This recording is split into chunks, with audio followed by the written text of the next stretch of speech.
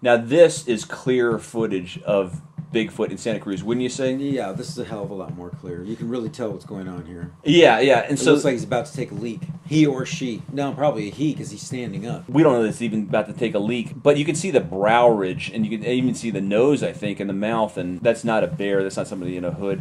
No, I've never seen a bear that looked like that. Although some people might have. You might want to chime in on this and send us a message letting us know whether you've seen bears that look like this. Or hunters that look like that.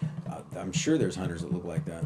We had talked previously about these Pleistocene parks. It seems slightly outrageous to me, but go ahead. Well, let me just set it up. They're parks that have animals that lived during the Pleistocene era that are now extinct, like woolly mammoths, saber-toothed tigers, and other animals like that, dire wolves. Any animal that was caught, giant sloths, for example, any animal that was caught in La Brea tar pits, for example, that is now extinct, they would bring back. La Brea tar pits, by the way, are in L.A. Yes, and I'd like to go there and get some... So you're talking about really large, wild animals, and you're going to cage them up. Okay. Bring them back, cage them up. Okay, giant sloth, let's take that as an example. They're 8 feet tall or 9. They're very huge. They're just giant creatures. They dwarf the big ones. They have different size ones, but the big ones dwarf, I think they're called megatherium. They dwarf grizzly bears and polar bears. They're huge. That's outrageous. What would you do? Bring 1, 2, 3? How many would you have?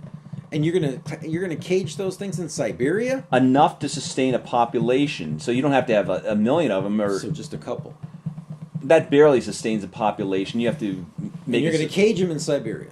It doesn't have to be in Siberia. It can be anywhere. The way they set it up is they start a park. They call it. They get a bunch of land in Siberia, and they've already started to do this. So, but they're spending all this money, and there's just a lot of broken, falling down nations with a lot of starving people. Yet they're going to bring back these wild creatures and feed them and house them and control them and manage them. And well, there's room for a bunch of stuff. I mean, it's like saying there's a bunch of starving countries, but we all have cell phones. There's a bunch of starving countries, and you're watching TV. How many? Why don't you cut out? Why don't they cut out TV and how many billions of dollars would you think this project's going to? I don't think it would cost billions of dollars. It would cost millions of dollars. But you can't just have everything on hold till every person's fed. You'd never get anything off the ground. Well, no, but I mean, who has all the money to do this? Who's backing this? Well, it's online. I have to research it. I don't know enough about it. But from what I understand, they start off buying land. Number one, they buy land somewhere in Russia, for example.